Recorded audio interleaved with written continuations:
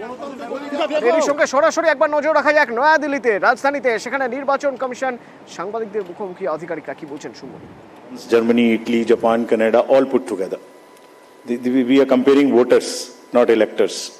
And it is 2.5 times of the voters of 27 countries in the EU. That has been the incredible power of the voters of India. Let's see. And the women voters.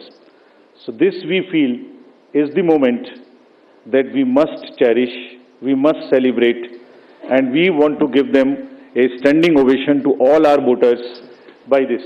I would ask all of you to join and hand. These are you are all our voters. So we thank you all. We salute all our voters, all our women voters who have really come and voted in this election, including all of you. You have also voted. I know many of you. I personally know the experiences which you have had on the polling station. Let's see what happened next. 85 plus and PWD voters. We again salute them. We again salute them. It has also not happened ever. उनके घर घर जाके हमने vote लिया और आपके भी घर में कहीं ना कहीं आसपास में किसी ना किसी बुजुर्ग ने वोट दिया होगा, जिसकी वजह से वो भी हमारे इसमें पार्टिसिपेट कर पाए. So these are the incredible stories on the positive note which we want to tell you. और जहां वुमेन का प्रश्न आया, मैंने पूछे वोटर्स दिखाए थे. हमने पूरे चुनाव में ये कोशिश की कि वुमेन डिग्निटी पे कोई भी वर्ड किसी के मुंह से पॉलिटिकल पर्सन के ना निकलने पाए. अगर निकल भी गया तो उसको हम इतनी स्ट्रॉन्ग नैरेटिव और इतना स्ट्रॉन्ग वर्डेड एडवाइजरी दी है. We feel that in times to come the political parties would also learn, the candidates would also learn to not utter a undignified word against the women of our nation. This is what we have attempted to settle by giving advisories, and we hope that this is not only during elections and political parties, but the discourse against women would be generally respected and would be in a different tenor. Friends, home voting में जिन लोगों ने हमारे साथ vote दिया, ये हमारे लोकतंत्र के गणनायक हैं. आज़ादी के पहले का भारत इन्होंने देखा है और पिछले 70 सालों में इन्होंने देश की एक एक चीज में तरक्की में और कार्य में भाग लिया है. इनको भी हम दिल से नमन करते हैं कि इतने दिल से इन्होंने हमारे इलेक्शंस में भाग लिया. और हमारा तजुर्बा ये कहता है कि जब हमने सबके घर में पर्ची बांटी कि आपको 12D भरना है, लेकिन मेजॉरिटी ने हमसे ये कहा कि हम बूथ पर आना चाहते हैं. We want to celebrate. গণনার আগে নির্বাচন কমিশন ফের ভোট বাংলায় মথুরাপুর আর বারাসাতে দুটি বুথে ভোট রয়েছে. আজ এই দুটি বুথে ভোট পর্ব কেমন চলছে সকাল 7টা থেকে জানবো. আমার সঙ্গে প্রথমে মথুরাপুর থেকে থাকবেন আমার প্রতিনিধি বিশ্বজিতের সঙ্গে একবার কথা বলবো. বিশ্বজিৎ, আজ আবার ভোট, সকাল থেকে ভোট চলছে, কোন বুথ এবং এই বুথে সকাল থেকে ভোট ছবিটা ঠিক কেমন?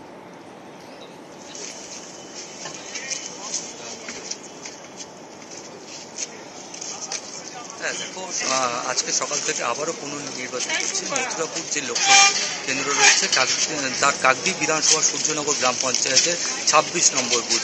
এই বুথে কিন্তু যেটা অভিযোগ উঠেছিল, বিজেপির তরফ থেকে অভিযোগ করা হয়েছিল যে দেদার ছাপ্পা ভোট দেওয়া হয়েছে, রেকিং করা হয়েছে এবং এমনকি সিসিটিভি ফুটেজ এবং তাদের ধরা পড়েছে এবং সেই কারণে তারা এরকম 70টির মতো এই মথুরাপুর যে রয়েছে লোকসভা রয়েছে সেখানে অভিযোগ করেছিল। তার সকাল থেকে কিন্তু মহিলা এবং পুরুষদের লাইন একেবারে সবাই কিন্তু স্বতঃস্ফূর্তভাবে আপাতত এখনো পর্যন্ত কিন্তু শান্তিপূর্ণভাবে এখানে নির্বাচন হচ্ছে, মানুষজন ভোট গ্রহণ করছে। দুজন প্রার্থী অর্থাৎ তৃণমূল কংগ্রেসের হচ্ছে বাপি হালদার এবং বিজেপির তরফ থেকে অশোক পুরকাইত, দুজনেই কিন্তু এই ভোট কেন্দ্রটি কিন্তু ভিজিট করেছেন।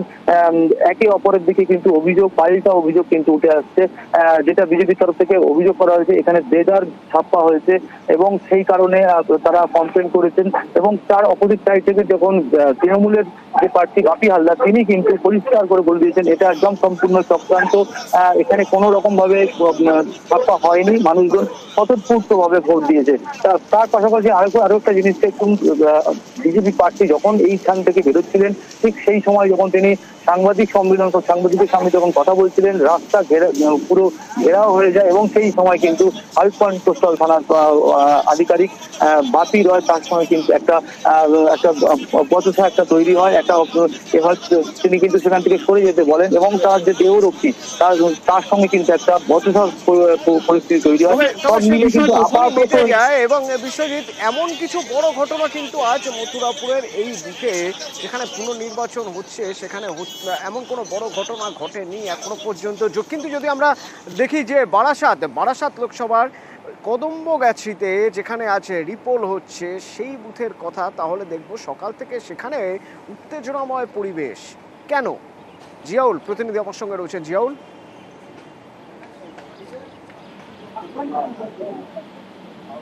এখানে নির্বাচনের সিদ্ধান্ত নেয় নির্বাচন কমিশন। আজকে সেখানে ভোট হচ্ছে অনেকটাই শান্তিপূর্ণ, তার কারণ 1 জুন এখানে ভোট হয়েছিল এবং কোনো রাজনৈতিক দল অভিযোগ না করলে প্রিসাইডিং অফিসার তার নজরে আসে যে ওয়েবকাস্ট ক্যামেরা রয়েছে, সেই ক্যামেরায় ধরা পড়ে যে একজন ব্যক্তি সে দিদার ছাপ্পা চালাচ্ছেন এবং তিনি বারবার প্রতিবাদ করেছেন কোনো কাজ না হয়। তিনি একেবারে সরাসরি নির্বাচন কমিশনকে জানান এবং সেখানে যারা ছাপ্পা করছিলেন তাদের নামে অভিযোগ করে এবং এই অভিযোগের ভিত্তিতে 2 জনকে গ্রেপ্তার করে দত্তপুকুর থানার পুলিশ।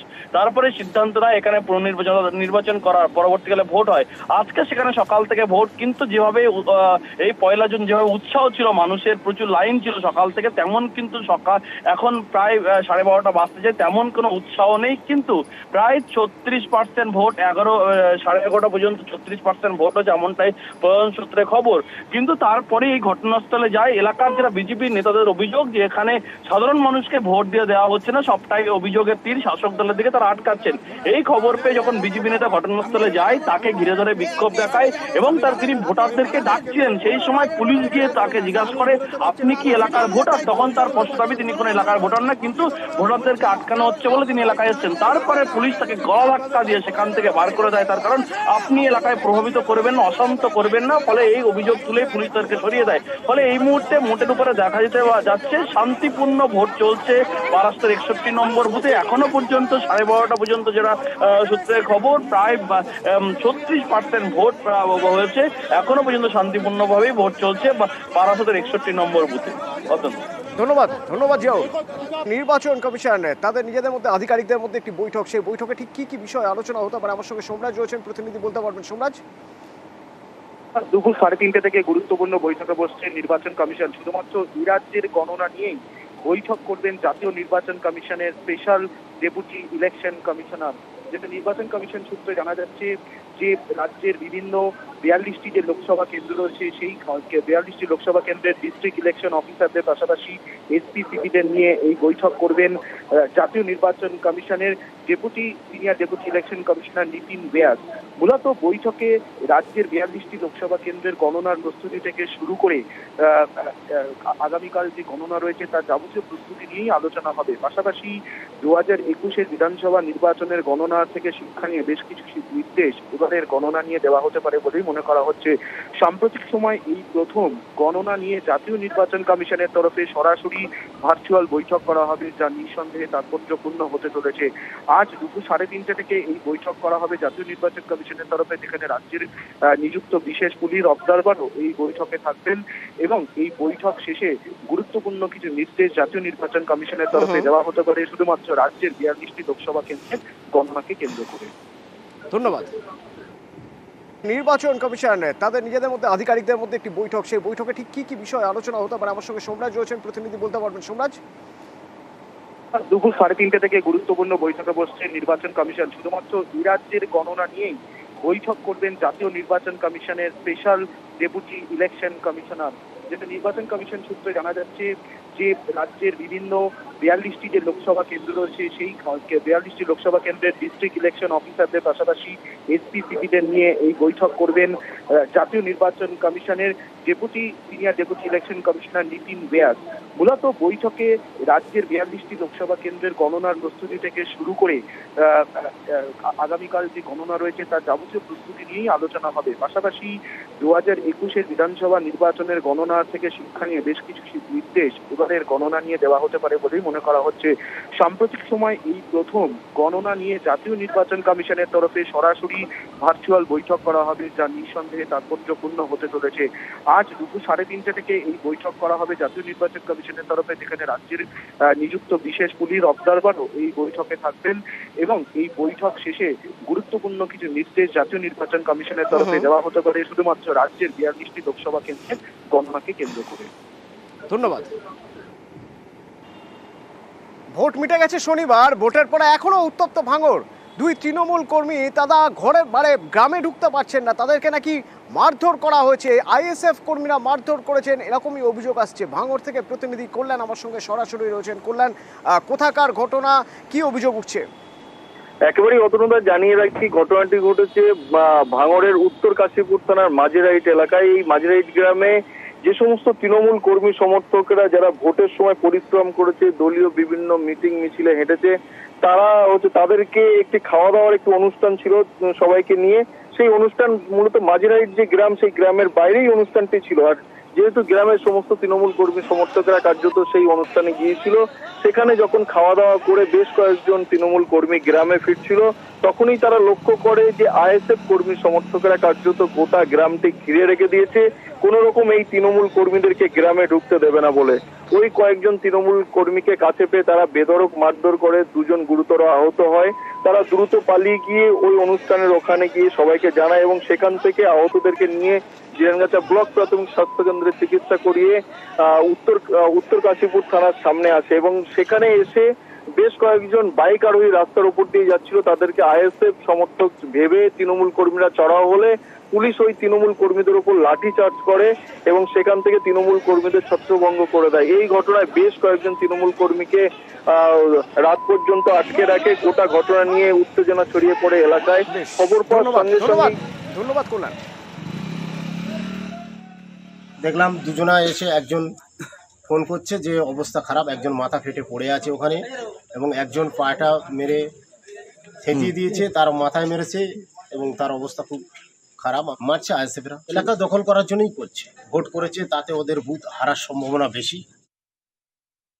এটা সম্পূর্ণ তৃণমূলের গোষ্ঠীদ্বন্দ্ব। এটা আরাবুল বাহিনী এবং শওকত মোল্লার বাহিনীর সঙ্গে দীর্ঘদিনের একটা চাপানোচর চলছে। আরাবুল বাহিনীরা রুখে দাঁড়ায় শওকত মোল্লার বাহিনীকে ঢুকতে না দেওয়ার জন্য। ওরা পরস্পরের ঝামেলায় জড়িয়ে পড়ে এবং মারধর চলে। বহু ভিডিও ক্যাম ফুটেজ আছে অলরেডি, আমরা থানায়ও পাঠিয়েছি এবং কোর্টেও পাঠানোর ব্যবস্থা করছি, কিন্তু এখানে আইএসএফ বিন্দু মাত্র জড়িত নয়। ওদিকে হামলা পাল্টা হামলার অভিযোগ চুঁচুড়ায়। প্রথমে বিজেপি কর্মীর বাড়িতে হামলার অভিযোগ, বিজেপি কর্মীকে মারধরের অভিযোগ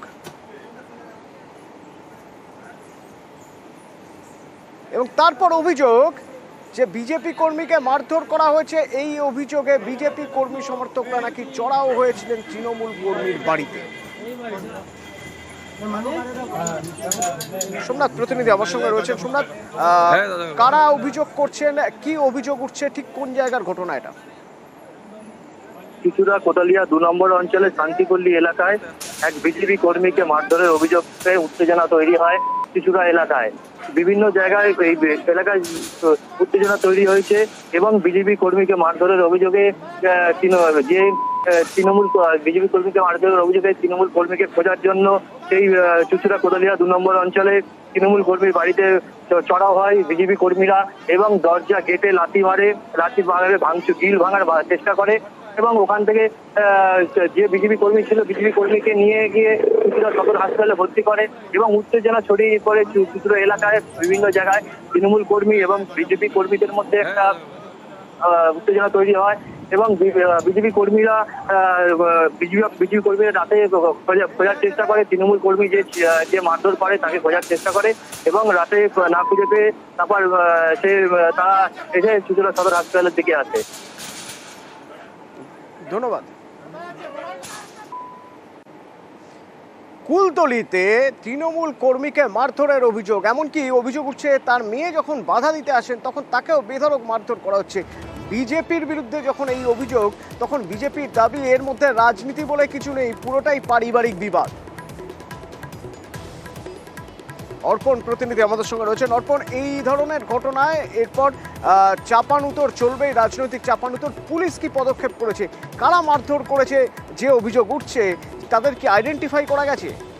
একদমই দেখো, কুলতলি বিধানসভা কেন্দ্রের গোপালগঞ্জের 144 নম্বর বুথের এই ঘটনা, যে ঘটনায় গতকাল রাত্রেই অভিযোগ দায়ের হয়েছে কুলতলি থানাতে। ইতিমধ্যেই তদন্ত শুরু করেছে পুলিশ। স্পেসিফিক বেশ কয়েকটি নাম দেওয়া হয়েছে, তারা এই ঘটনার পর থেকেই পলাতক, পুলিশ সূত্রে যা আমরা জানতে পেরেছি। এবং এই ঘটনায় যেটা অভিযোগ করা হচ্ছে যে তৃণমূল কংগ্রেসের কর্মী সমর্থকদের বাড়ির সামনে গিয়ে অকথ্য ভাষায় মমতা বন্দ্যোপাধ্যায় এবং তৃণমূল কংগ্রেসের নামে গালিগালাজ করেন এবং তারই প্রতিবাদ করায় বাড়ির মধ্যে প্রবেশ করে ওই মহিলাকে মারধর করা হয়। এই মহিলাকে বাঁচাতে গেলে তার মেয়ে ঘটনাস্থলে এলে তার মেয়েকেও মারধর করা হয়। এই ঘটনায় যথেষ্ট চাঞ্চল্য ছড়ায় এবং বিজেপির পক্ষ থেকে এই সমস্ত অভিযোগ অস্বীকার করা হয়েছে। তাদের অভিযোগ এটা সম্পূর্ণ পারিবারিক বিষয়, পারিবারিক দ্বন্দ্ব, সেই দ্বন্দ্বে রাজনৈতিক রং লাগাচ্ছে তৃণমূল কংগ্রেস। ধন্যবাদ। গালাগালি করছে বলেছি বলে মারধর করে বিজেপিরা, আমি টিএমসি ছিল। মারলো কেন? ওরা গালাগালি করছে বলে আমাদের এক কর্মী সময় থেকে বাড়ির সামনে বিজেপির কিছু ছেলেরা এসে আমাদের দল সম্বন্ধে গালাগালি করছে। এক মহিলা প্রতিবাদ করাতেই তার বাড়ির মধ্যে ঢুকে যায়, সে পালিয়ে বাড়ির মধ্যে যায়, সেখানে গিয়ে তাকে মারধর করে। এটা কোনো রাজনৈতিক কোনো রং নয়, এটা হয়তো পারিবারিক বিষয়, বন্ধু বান্ধব হিসাবে একটা বাগবিতণ্ডা হয়েছে, সেটাইকে এরা রাজনীতি ইস্যু করতে চাইছে। এই বিষয়টা সম্পূর্ণ ভুয়ো এবং মিথ্যে। নিউ টাউনে তৃণমূল কর্মীকে মারধরের অভিযোগ একেবারে তৃণমূল পার্টি অফিসের সামনেই, এবং এখানে অভিযোগ উঠছে তৃণমূলেরই একাংশের বিরোধের জেরে এই মারধর। অনুপ প্রতিনিধি আমার সঙ্গে রয়েছেন, আরো বিস্তারিত বলতে পারবেন অনুপ? ভোট ভিত্তি তৃণমূলের গোষ্ঠীদ্বন্দ্ব আবারও প্রকাশ হচ্ছে। গতকাল একবার তৃণমূলের যে পার্টি অফিস, এই পার্টি অফিসের সামনেই মেরে রক্তাক্ত করে দেওয়ার অভিযোগ অপর গোষ্ঠীর বিরুদ্ধে। এবং মূলত যখন বাইক নিয়ে তৃণমূল কর্মী অনুপ বিশ্বাস তিনি যখন যাচ্ছিলেন, সেই সময় কিন্তু সুরঙ্গুড়ি দক্ষিণ পাড়া, সেই দক্ষিণ পাড়ায় তাকে বেধড়ক মারধর করা হয়, মেরে মাথা ফাটিয়ে দেওয়া হয়। এবং অভিযোগ একেবারে বাড়ি ফেরার পথে যেই তার দলবল নিয়ে তার উপর চড়াও হয় এবং বেধড়ক মারধর করা হয়। ইতিমধ্যেই এই ঘটনায় পুলিশের কাছে অভিযোগ দায়ের করা হয়েছে এবং এলাকার দখল কার হাতে থাকবে, মূলত এই নিয়েই গন্ডগোলের কিন্তু সূত্রপাত। ভোট ভিত্তি আবারও কিন্তু নিউ টাউনে তৃণমূলের এই গোষ্ঠীদ্বন্দ্ব প্রকাশ পেয়ে যদিও এক পক্ষ যখন মারধর করে, অপর পক্ষ কিন্তু পাল্টা অভিযোগ করছে। পুলিশের পক্ষ থেকে বলা হচ্ছে এলাকার দখলদারি নিয়েই কিন্তু মূলত এই গন্ডগোলের সূত্রপাত বলে এমনটাই পুলিশের পক্ষ থেকে স্পষ্ট করা হচ্ছে। ধন্যবাদ অনুপ।